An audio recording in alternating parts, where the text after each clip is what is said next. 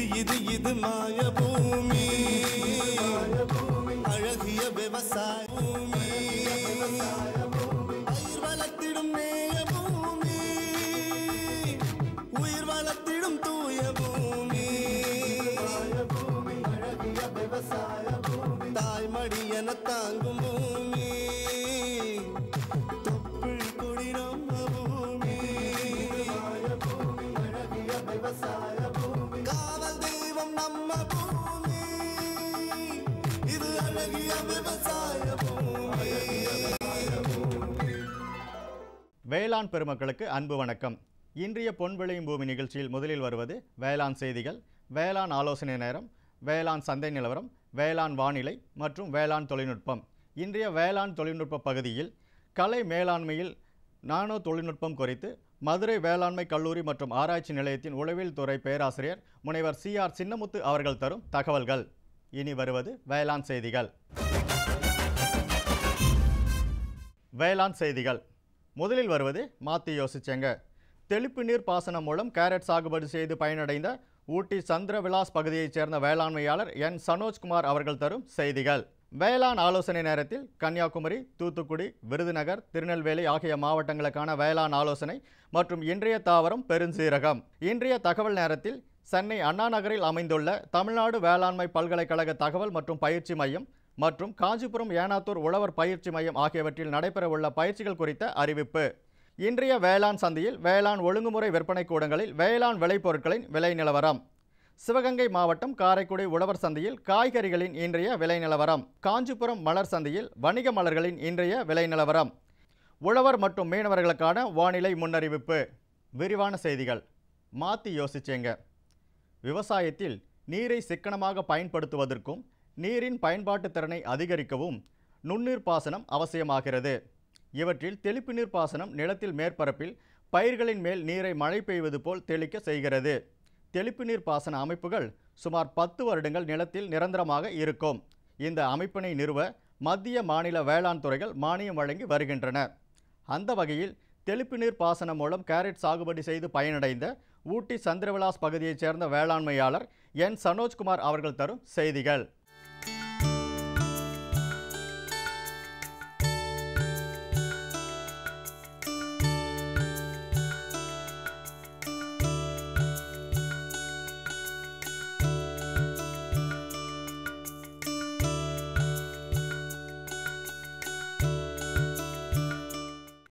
என் பேர் சனோஜ்குமார். புதுமந்த் ஊட்டி நீலகிரி டிஸ்ட்ரிக்டில் விவசாயம் பண்ணிருக்கேன். நான் ஒரு அப்போது 10 ஏக்கர்ஸ் அப்ராக்சிமேட்டாக விவசாயம் பண்ணிருக்கேன். நம்ம மெயின் ஃபார்மிங் வந்து கேரட், கேபேஜ், உருளைக்கிழங்கு, பீட்ரூட், பூண்டு, வெள்ளை வெங்காயம். PMKSY ஸ்கீமில் கொடுத்துருக்க இது டெஃபினட்டாக ஃபார்மர்ஸ்க்கு யூஸ்ஃபுல். ரீசன் என்னென்னா அதனால வி சேவ் வாட்டர். தண்ணி இது வந்து ரொம்ப கம்மியாக யூஸ் ஆகுது. ப்ளஸ் பவர் வந்து consumption is less. Because duration வந்துட்டு இப்போது பெரிய ஸ்ப்ரிங்க்லர்ஸ் யூஸ் பண்ணோன்னா it takes about 1 hour irrigate பண்ணோம். இதுலன்னா maximum 20 minutes to half an hour. So அதனால் உங்களுக்கு வந்துட்டு லேபரும் சேவ் ஆகும். ஏன்னா எல்லாம் gate valve system. Each half an hour we can நம்ம வந்துட்டு கேட் வால் மாற்றிட்டு போடலாம். இதனால் வந்து ஈல்டும் நல்லா இருக்குது. ஈல்டு வந்துட்டு உங்களுக்கு பார்த்தீங்கன்னா ஏன்னா ரீசன் என்னென்னா வாட்டர் வந்துட்டு உங்களுக்கு நிறைய சேவ் ஆகுறதுனால நம்பர் ஆஃப் இரிகேஷன்ஸ் வந்து ஜாஸ்தி பண்ணலாம், ரவுண்ட்ஸ் ஆஃப் இரிகேஷனு. இந்த பைப்ஸ், இரிகேஷன் எக்யூப்மெண்ட்ஸ் எல்லாம் தோட்டக்கலைத்துறை மூலியமாக நமக்கு 100% சப்சிடியில் கொடுத்துருக்காங்க. இது வந்துட்டு அதுக்காக நாங்கள் வந்து எங்களோட லேண்ட் டாக்குமெண்ட் ஜெராக்ஸு, பட்டா, சிட்டா, அடங்கல் அதை கொடுத்து அதை ப்ராசஸ் பண்ணி அதுக்கப்புறம் 2 ஃபோட்டோஸ் கொடுத்தா இட்ஸ் சிம்பிள் ப்ராசஸ். அவங்க இமீடியட்டாக பண்ணி கொடுத்துட்றாங்க. மேலும் விவரங்கள் பெற N. சனோஜ்குமார் அவர்களை 09486928810 என்ற கைபேசி எண்ணில் தொடர்பு கொள்ளலாம். இனி வருவது வேளாண் ஆலோசனை நேரம்.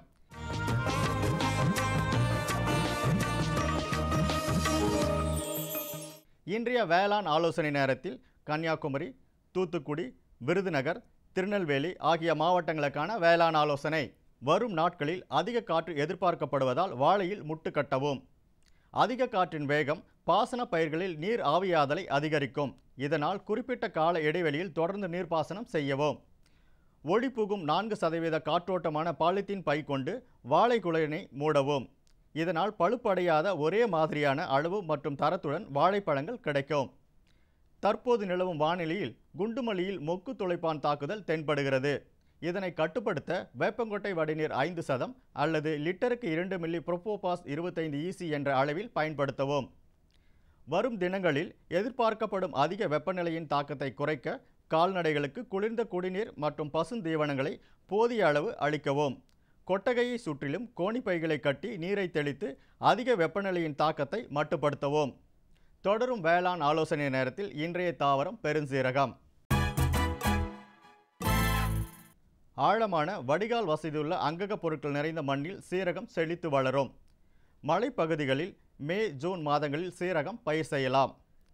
கோ1, கோ2, UF32, PF35 ஆகியன பயிரிடையற்ற ரகங்களாகும். நேரடி விதைப்பிற்கு ஹெக்டேருக்கு 9 முதல் 12 கிலோ விதையையும், நாற்றங்கால் விதைப்பதற்கு 100 சதுர மீட்டர் பரப்பளவிற்கு 3 முதல் 4 கிலோ விதையளவும் தேவைப்படும். நடவு வயலை நன்றாக உழுது கடைசி உழவின் போது 10 கிலோ தொழு உரம் இட வேண்டும். 5 முதல் 6 வாரங்கள் ஆன நாற்றுக்களை 60க்கு 30 சென்டிமீட்டர் இடைவெளி நட வேண்டும். விதைத்தவுடன் நீர் பாய்ச்சி பின்பு 5 நாட்களுக்கு ஒருமுறை நீர்ப்பாசனம் செய்யலாம்.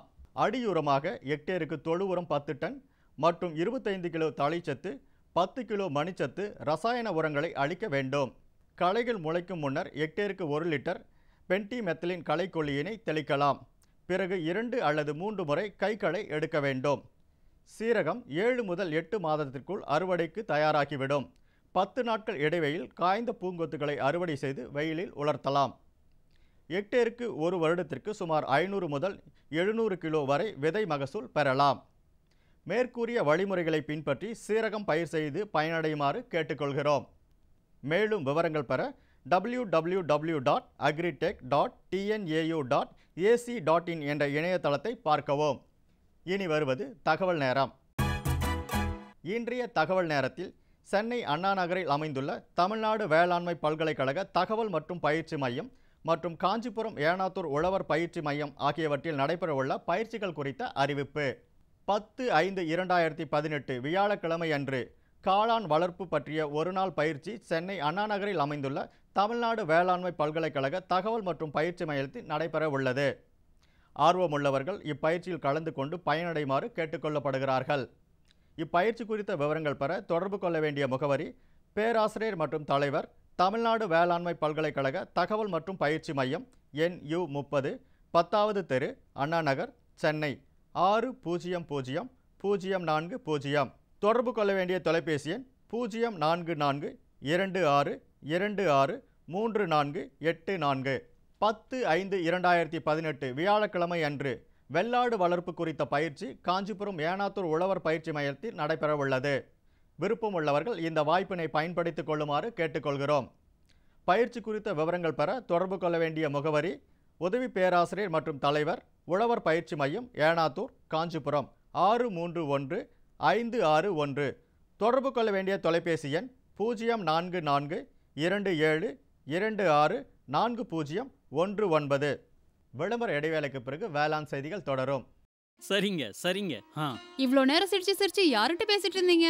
விவசாயிகள் கால் சென்டர் நிபுணர்கிட்ட பயிர்கள் பத்தின யோசனை கேட்டுட்டு இருந்தேன். காலையில சரி, மதியானம் கூடவா? விவசாயிகள் கால் சென்டர் காலையில 6 மணில இருந்து ராத்திரி 10 மணி வரை திறந்திருக்கும். ஞாயிற்றுக்கிழமை கூடவா? ஆமா, வருஷத்துல 365 நாளும் திறந்திருக்கும். விவசாயம் சம்பந்தப்பட்ட பிரச்சனைகளுக்கு தங்கள் மொழியில் உடனே தீர்வு பெற இந்தியாவில் எங்கிருந்தும் எந்த போன் மூலமும் தேசிய ஹெல்ப்லைன் நம்பர் 1800-180-1551 தொடர்பு கொள்ளவும்.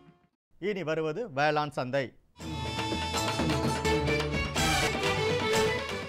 இன்றைய வேளாண் சந்தையில் தமிழ்நாடு ஒழுங்குமுறை விற்பனை கூடங்களில் வேளாண் விளைபொருட்களின் விலை நிலவரம்.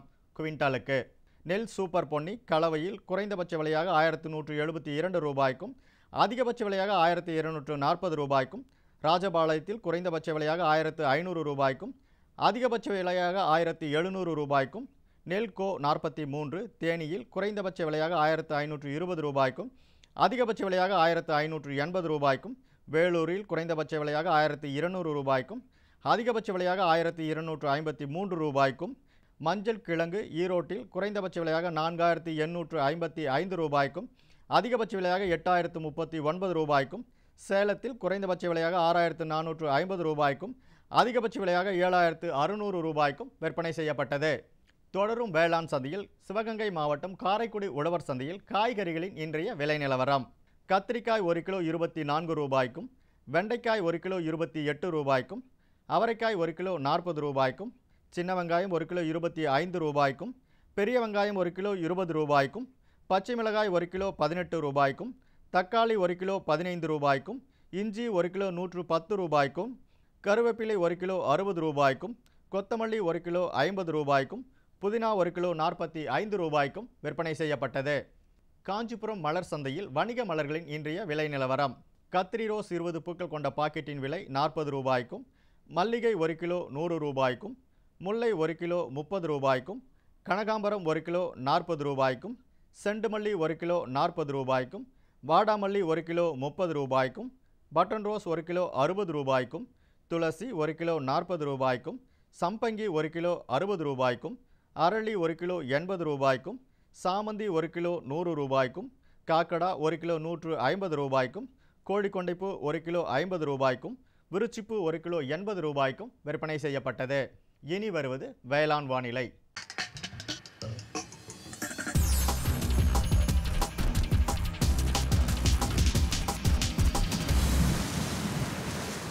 வானிலை முன்னறிவிப்பு. உழவர்களுக்கான வானிலை முன்னறிவிப்பு. தமிழகம் மற்றும் புதுச்சேரியின் ஒரு சில இடங்களில் மழையோ அல்லது இடியுடன் கூடிய மழையோ பெய்யக்கூடும். மீனவர்களுக்கான வானிலை முன்னறிவிப்பு. பலமான காற்று தெற்கு மற்றும் தென்கிழக்கு திசையிலிருந்து மணிக்கு 35 முதல் 45 கிலோமீட்டர் வேகத்தில் தமிழகம் மற்றும் புதுச்சேரி கடலோர பகுதிகளில் வீசக்கூடும். இத்துடன் வேளாண் செய்திகள் நிறைவு பெற்றது.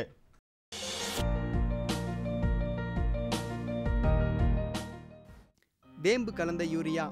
சிறந்த உற்பத்திக்காக வேம்பு கலந்த யூரியா நம் நாட்டிலேயே 70 லட்சம் டன்னாக அதிகரிக்க 6 ஆலைகள் சீரமைக்கப்படுகின்றன. FCIL-இன் கோரக்பூர், சித்ரி, தல்ச்சர் மற்றும் ராமகுண்டம் ஆலைகள், HFCL-இன் பரௌனி மற்றும் BVFCL-இன் நாமருல் போர்ட் ஆகியன. பழம் நழுவி பாலில் விழுந்தது போல இப்பொழுது நம் நாட்டிலேயே வேம்பு கலந்த யூரியா உற்பத்தி செய்யப்படும். இதனால் விவசாயிகளுக்கு நன்மையே விளையும். 10% வரை தானிய உற்பத்தி அதிகரிக்கும். மண்ணில் 10 to 15% நைட்ரஜன் திறன் அதிகரிக்கும். சிறந்த உற்பத்திக்கு வேம்பு கலந்த யூரியா.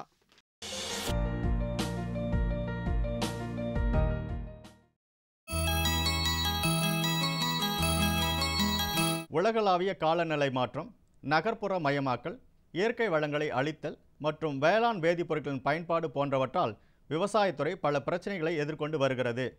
அதிகரித்து வரும் உணவு தேவை காரணமாக உணவு உற்பத்தி அளவையும் தரத்தையும் மேம்படுத்துவதில் திறமையான மற்றும் சுற்றுச்சூழல் நட்பு ரீதியான தீர்வாக நானோ டெக்னாலஜி உருவாகியுள்ளது.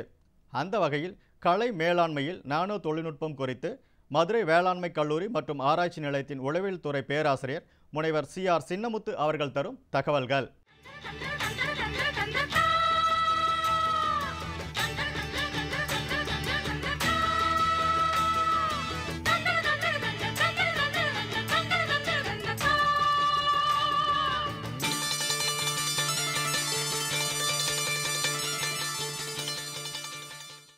இந்த கலை மேலாண்மைங்கிறது நம்மளுக்கு எல்லாத்துக்கும் தெரியும்.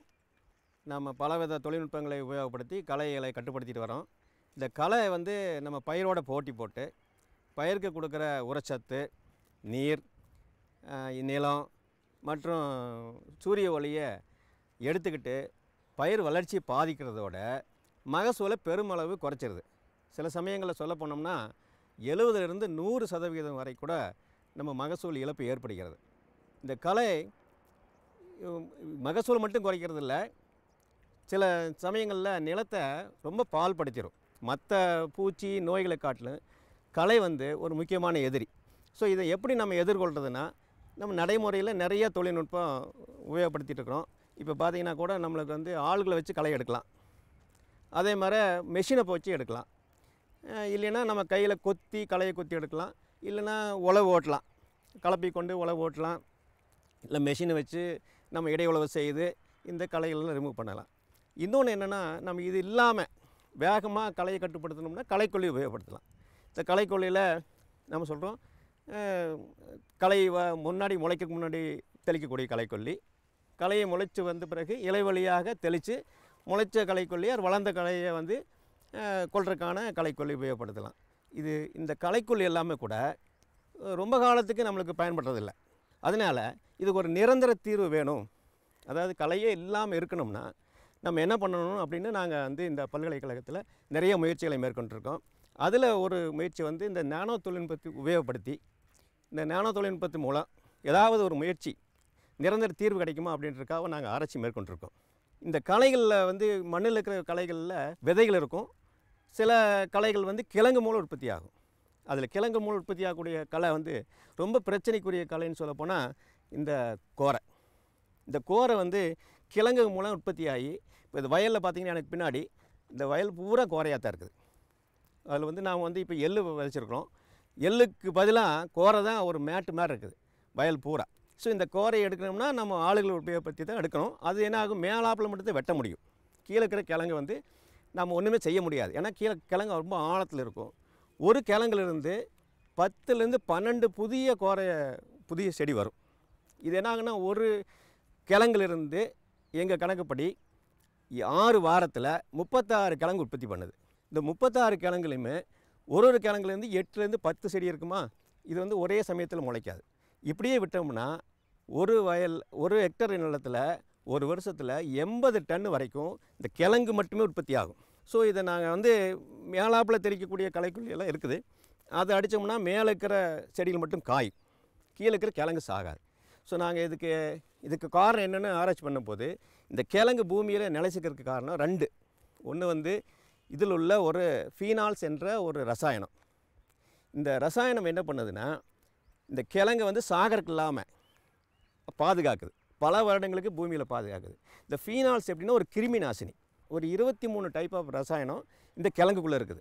இந்த கிழங்கு வந்து எந்த ஒரு சின்ன நுண்ணுயிர் கூட இதை போய் சாகடிக்க முடியாது. இப்போ இந்த கிழங்கை வந்து முளைக்க விடாமல் பாதுகாத்து வறட்சியான காலங்களில் சாதகமற்ற சூழ்நிலையில் கூட இந்த கிழங்கு உயிரோடு இருக்கும். அதாவது ரொம்ப வறட்சியாக இருந்தால் கூட இந்த கிழங்கு சாகாது. மழை பெஞ்ச உடனே பார்த்திங்கன்னா இந்த வயல் பூரா குறைய வந்துடும்.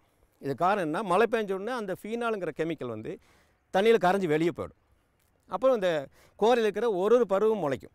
ஸோ 10 பருவம் இருந்ததுன்னா அது 2 பருவம் மட்டும்தான் முளைக்கும். மீதி 8 பருவம் உறக்க நிலையிலேயே இருக்கும். இப்போ நாங்கள் என்ன பண்ணணும், இது எல்லாத்தையுமே ஏன் முளைக்க வைக்கக்கூடாது. ஒரே சமயத்தில் 8லேருந்து 10 பருவம் இருக்கும் ஒரு கிழங்குல. 10ஐயும் முளைக்க வச்சிட்டோம்னா மேலே இருந்து களைக்குள்ளையை அடித்து கொண்டுடலாம் அப்படின்றதுக்காக ஒரு ஆராய்ச்சி பண்ணணும். அதில் நானோ துகள்களை நாங்கள் பயன்படுத்தணும். இந்த நானோ துகளில் வந்து 3-4 நானோ துகள் இருக்குது. ஒன்று வந்து வெள்ளி, இன்னொன்று வந்து இரும்பு, அப்புறம் துத்தநாகம். இந்த நானோ துகள்களில் வந்து இந்த கிழங்கு மேலே நாங்கள் வந்து தடவும் போது அல்லது கிழங்கு அதில் ஊற வைக்கும்போது இந்த கெமிக்கல்ஸ் வந்து இந்த ஃபீனால் இந்த ரசாயனம் அது கரைஞ்சி போயிடுது. அதனுடைய பண்பு இழந்துருது. அப்போது அந்த ரசாயனம் அந்த ஃபீனால்ஸ் அந்த பண்பு இழக்கும்போது ஆட்டோமேட்டிக்காக இந்த கிழங்கு உறக்க நிலையிலிருந்து எல்லா பருவமே முளைச்சி வெளியே வந்துடும். ஒரு சமயம் வெளியே வந்துட்டோம்னா நம்ம கண்ணில் பார்த்துட்டோம்னா அந்த எதிரியை நாம் வந்து ஈஸியாக அதை அழிச்சிடலாம். இப்போ கிழங்குலேருந்து கோரை எல்லா பருவம் முளைச்சி வெளியே வரும்போது இந்த கிழங்கை நம்ம ஈஸியாக கொண்டுடலாம். இப்போ நாங்கள் மேலே அடிக்கக்கூடிய ஒரு களைக்கொல்லியை வச்சு இந்த கோரையை பூரா சாகடிச்சிடலாம். இது ஒரு விதத்தில் நாங்கள் பண்ணதில் எங்களுக்கு வந்து துத்தநாகமும் இரும்பும் ரொம்ப உபயோகப்பட்டது. இந்த 2மே வந்து இந்த ரசாயனத்தை கரைச்சி இந்த கிழங்கை முளைக்க வச்சது. இது வந்து நாங்கள் இன்னும் வந்து நம்ம ஆராய்ச்சி கூட்டத்தில் ஆராய்ச்சி பண்ணிகிட்ருக்கோம். இந்த வயல்வெளிக்கு கொண்டு வரணும். இன்னொன்று வந்து இந்த கிழங்கு ஈரோடு இருக்கிறது காரணம் ஃபீனால்ஸ். இன்னொன்று இந்த முளைச்சி வரக்கூடிய கிழங்குக்கு சத்து வேணும். அந்த சத்து எங்கே இருக்குன்னா அந்த கிழங்குக்குள்ளேயே மாவு பொருள் இருக்குது. இந்த கிழங்கு வெட்டி பார்த்தோம்னா தெரியும், உள்ளே மாவு இருக்கும். அதாவது கார்போஹைட்ரேட் சொல்லக்கூடிய மாவு சத்து இருக்கும். இது தண்ணி வந்த உடனே இந்த மாவு கரைஞ்சி சர்க்கரையாக மாறி புதுசாக வந்து முளைச்சி வரக்கூடிய கிழங்குக்கு உணவாக பயன்படும்.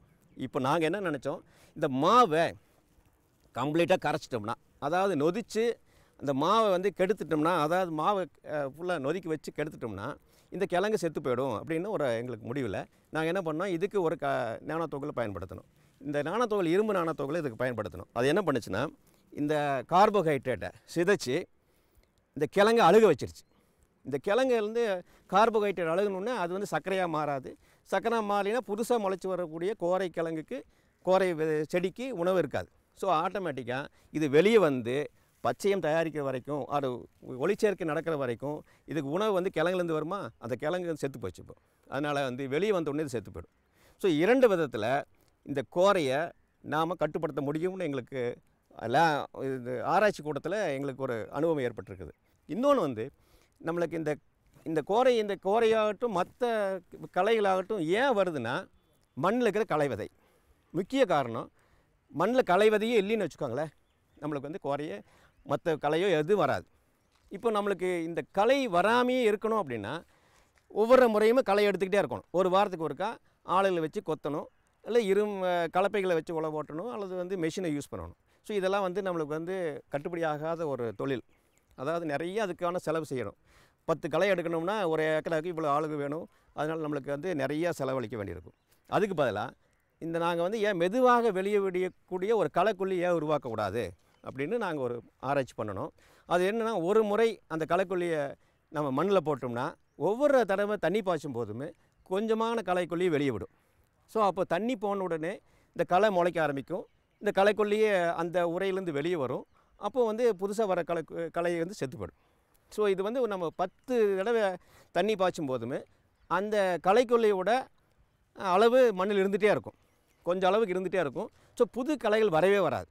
ஸோ வந்த உடனே இந்த களை கொல்லி வந்து அதை வந்து சாகடிச்சிடும். ஸோ என்ன ஆகுனா, உங்களுக்கு அறுவடை வரைக்குமே பயிர் முளைப்பிலிருந்து அறுவடை வரைக்குமே களை வராது. களை வரலின்னு வச்சுக்கோங்களேன். இப்போ புதுசாக களை விதை இல்லை. இப்படி ஒரு 4 வருஷம் 5 வருஷம் நம்ம வந்து இந்த மாதிரி நம்ம தொடர்ந்து பயிர் பருவம் முழுவதுமே களையை கட்டுப்படுத்திட்டோம்னா புதுசாக களை விதை வராது. இருக்கிற களையெல்லாம் முளைச்சி செத்து போயிடும். இந்த மானாவாரி நிலங்களில் அதுக்கு வந்து இப்போ நம்ம வந்து களைக்குள்ளேயே இல்லை நம்மக்கிட்ட. ஏன்னா மானாவாரி நிலங்களில் எப்போ மழை வரும்னு நம்மளுக்கு தெரியாது. நாம் பயிர் விதைச்சிருவோம், இருக்கிற ஈரத்தில் விதைச்சிருவோம். அது விதைகளெல்லாம் பூமிக்கு அடிக்க போயிடும். அடி இருக்கிற ஈரத்தை வந்து மேலே எடுத்துக்கிட்டு வந்துடும். மேலாப்பில் வந்து மண் காஞ்சிருக்கிறதுனால அந்த களை விதைகள் முளைச்சி வராது. ஸோ பயிர்கள் முளைச்சி வந்துடும், களை விதைகள் முளைக்காமல் அப்படியே மேல் மண்ணில் இருக்கும். எப்பாவது மழை வந்த உடனே மேலாப்பில் இருக்கிற களை விதைகளெல்லாம் முளைச்சி வரும். ஸோ ஆனால் நம்ம எப்போ மழை வரும், எப்போ வயலுக்கு ஈரம் வரும்னு தெரியாது. அப்போ உடனே போய் நீங்கள் வந்து களைக்கொல்லியே போட முடியாது. ஸோ அதுக்காக நாங்கள் என்ன பண்ணோம், தானாக வெளிவிடக்கூடிய களைக்கொல்லி எப்போ மழை வருதோ அன்னைக்கு மட்டும்தான் இந்த களைக்கொல்லி மண்ணில் பரவும். ஸோ அதுக்கு என்ன பண்ணணும், இது நம்ம பயன்படுத்துகிற களைக்கொல்லியை, நடைமுறையில் களைக்கொல்லியை 4-5 ரவுண்டு மேலே வந்து ஒரு உரையை ஏற்படுத்திக்கிட்டோம். ஸோ அது என்ன பண்ணுன்னா, மழை வந்த உடனே நீர் கரைஞ்சிடும். ஸோ எப்போ ஈரம் வருதோ அப்போ மேலாப்பில் அந்த உரை உடஞ்சி போய் உள்ளுக்கிற களைக்கொல்லி வெளியே வரும். வெளியே வந்த உடனே மண்ணில் ஒரு ஈரத்தில் மேல் பகுதியில் பரவும். அப்படி பரவும்போது புதுசாக முளைச்சி வரக்கூடிய களை செத்து போயிடும். ஸோ இது எப்போ போடலான்னா, நீங்கள் விதைச்சி அடுத்த நாளே போடலாம், இல்லை விளைச்சி ஒரு வாரம் கழிச்சு கூட போடலாம். இதை வந்து மேலாப்பில் இருக்கிற உரை வந்து இந்த உள்ளுக்குள்ள இருக்கிற களைக்கொல்லியை வந்து பாதுகாக்கும். வெளிச்சலேருந்து பாதுகாக்கும், வெப்பத்திலேருந்து பாதுகாக்கும், நுண்ணுயிர்லேருந்து பாதுகாக்கும். ஸோ கெட்டு போகாது. ஸோ பல நாளைக்கு மண் மேலேயே இருக்கும். மழை வரும்போது மட்டும் கரைஞ்சி களைக்கொல்லி வெளிப்படுது. இப்படி இருக்கும்போது மானாவாரியில் இது வரைக்கும் நாம் உள்ள தொழில்நுட்பம் வந்து ஒன்றா மெஷினை உபயோகப்படுத்தணும் அல்லது ஆட்களை உபயோகப்படுத்தணும். இனிமேல் இந்த களைக்கொல்லி இந்த மாதிரி நம்ம கொடுத்தோம்னா ஆட்களே தேவையில்லை. நீங்கள் வந்து எப்போ களை வருதோ அன்றைக்கி வந்து இந்த களைக்கொல்லி நம்மளுக்கு களைக்கொல்லி வெளியே வந்து களையை கட்டுப்படுத்திடும். களை மேலாண்மையில் அடுத்த ஒரு முக்கியமான பிரச்சனை, நம்ம போட்ட களைக்கொல்லி அந்த பயிருக்கு போக மீத எஞ்சி இருந்ததுன்னா முதல் பயிர் முடிஞ்சு அடுத்த பயிருக்கு போகும்போது அந்த பயிரை பாதிக்கும். ஸோ அதில் உதாரணமாக சொல்லக்கூடிய களைக்கொல்லி அட்ராசின். இப்போ மக்காச்சோளத்துக்கு அந்த களைக்கொல்லி நம்ம போட்டுட்டோம்னா மக்காச்சோளம் அறுவடைக்கு பிறகு நீங்கள் ஏதாவது ஒரு பயிர் வகை பகையில் போட்டிங்கன்னா அந்த பயிர் வகை பகைகளோட வளர்ச்சி வந்து பாதிக்கும். அது சில சமயம் அது எதனால் என்ன காரணம்னு தெரியாமல் நாம் வந்து தேடிட்டு இருக்க வேண்டியிருக்கும். அது காரணம் வந்து நிலத்தில் மீதி இருக்கிற அட்ராசின் களைக்கொல்லி, அந்த களைக்கொல்லி வந்து மக்காச்சோளம் போடுறது களைக்கொல்லி. ஸோ இதை வந்து ஈஸியாக நம்ம மண்ணிலேருந்து எடுத்துடலாம். என்ன பண்ணணும்னா, நம்ம அடிக்கடி உழவு செய்யணும், இல்லைன்னா நிறைய தொழு உரம் போடணும், இல்லைன்னா நம்ம இந்த நுண்ணுயிர்களை அதிகப்படுத்தணும். இந்த 3மே போட்டால் கூட சிறிது காலம் எடுத்துக்கும். ஒரு 6 மாதத்துலேருந்து 1 வருஷம் வரைக்கும் மண் சுத்தமாகாது. மண் சுத்தமாகணும்னா நாங்கள் நானோ தொழில்நுட்பத்தில் நானோ துகள்களை உபயோகப்படுத்தி ஆராய்ச்சி கூடத்தில் முயற்சி பண்ணணும். அதில் இரும்பு நானோ துகள் வந்து இந்த மீதமுள்ள களைக்கொல்லியை 6 மாதம் 1 வருஷம் ஆகக்கூடிய க்ளீன் செய்யக்கு காலமாகக்கூடிய களைக்கொல்லியை 12 மணி நேரத்துலேயே 88% அந்த களைக்கொல்லி பண்பிளக்க செஞ்சிருச்சு. ஸோ இந்த நானோ துகள் மீதம் இருக்கிற களைக்கொல்லியை நாம் அதனோட பண்பு இலக்கு செஞ்சிட்டோம்னா மக்காச்சோளத்துக்கு அப்புறம் பயிர் வகை பைகளை போட்டுக்கலாம். இந்த அட்ராசின் களைக்கொல்லி கொடுக்கும்போது சின்ன பாக்கெட்டில் இந்த நானோ துகள்களையும் கொடுத்துருவாங்க. நீங்கள் அட்ராசின் முதல்ல வந்து இந்த களைக்கொல்லியை மக்காச்சோளத்துக்கு போட்டுடலாம். மக்காச்சோளம் அறுவடை ஆன பிறகு இந்த நானோ துகளில் தண்ணியில் கரைச்சி விட்டுட்டிங்கன்னா வயலில் போகும்போது அந்த மீதி மிகிற களைக்கொல்லி எல்லாமே செயலுக்கு செஞ்சிடும். நீங்கள் அடுத்த பயிர் உடனே போயிடலாம். இது வந்து நாங்கள் எங்களுக்கு ஆராய்ச்சி கூடத்தில் நல்ல சக்ஸஸ் கிடச்சிருக்குது, வெற்றி கிடச்சிருக்கு. நாங்கள் இது வந்து திரும்ப வயல்வெளியில் அதை பரிசோதனை செஞ்சிட்ருக்குறோம். ஸோ இந்த களையினால் இத்தனை பிரச்சனை இருக்கும்போது இந்த களையை வந்து நம்ம எப்படியெல்லாம் கட்டுப்படுத்தணும்னு நிறைய செலவழிக்கிறோம். ஆட்கள் வச்சு இப்போ ஆள் பற்றாக்குறை, ஆள் வச்சு செய்ய முடியாது. உழவு மெஷினை வச்சு செய்யணும், மெஷின் வேணும். இல்லை நம்ம கெமிக்கல் போடணும், கெமிக்கலும் குறைஞ்ச நாட்களில் தான் அந்த களையை கட்டுப்படுத்துது, அதாவது களைக்கொல்லி.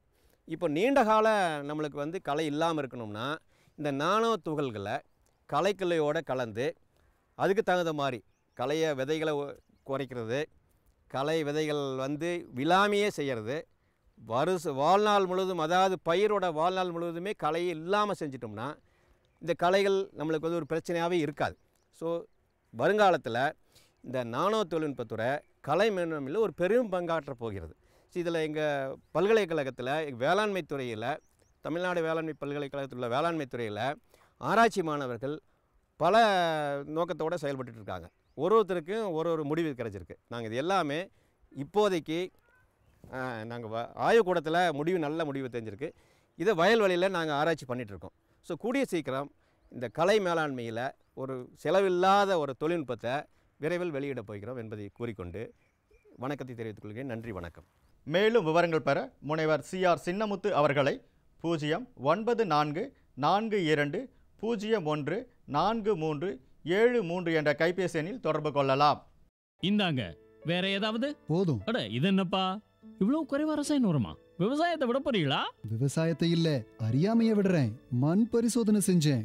இனிமே அண்ணே எத்தனை அவசியமோ அத்தனை உரம் தான் நிலத்துல போடுவேன். ஆமா விவசாய சகோதரர்களே, இன்றே உங்கள் மாவட்டத்தின் அருகில் உள்ள மண் பரிசோதனை கூடத்தில் உங்கள் மண்ணை பரிசோதியுங்கள். மண் சத்து, ஈரப்பதம், செடி வளர்ச்சியை சரிபார்த்து அவசியத்திற்கு ஏற்றவாறு மட்டுமே சத்துக்களை போடுங்கள்.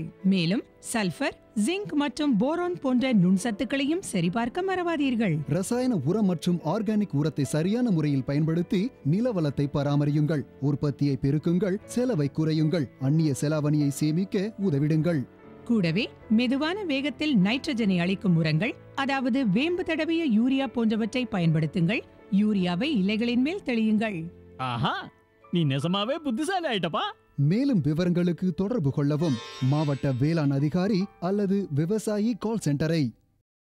8/5/2018 செவ்வாய்க்கிழமை அன்று பொன்வெளியும் பூமி நிகழ்ச்சியில் மாத்தி யோசிச்சேங்க. அங்கக வேளாண்மையில் பயனடைந்த நீலகிரி மாவட்டம் நுந்தலா அஞ்சல் தம்பட்டி கிராம வேளாண்மையாளர் சி சிவக்குமார் அவர்கள் தரும் செய்திகள். வேளாண் ஆலோசனை நேரத்தில் நாமக்கல், சேலம், தருமபுரி, கிருஷ்ணகிரி ஆகிய மாவட்டங்களுக்கான வேளாண் ஆலோசனை மற்றும் இன்றைய தாவரம் சோளம். வேளாண் தொழில்நுட்ப பகுதியில் மண் வளத்தை பராமரிப்பதில் பசுந்தாள் உரங்களின் பங்கு குறித்து மதுரை வேளாண்மை கல்லூரி மற்றும் ஆராய்ச்சி நிலைய உழவியல் துறை பேராசிரியர் மற்றும் தலைவர் முனைவர் NS வெங்கட்ராமன் அவர்கள் தரும் தகவல்கள் ஆகியன இடம்பெறும். மீண்டும் நாளைய பொன்வெளியும் பூமி நிகழ்ச்சியில் சந்திப்போம். நன்றி, வணக்கம்.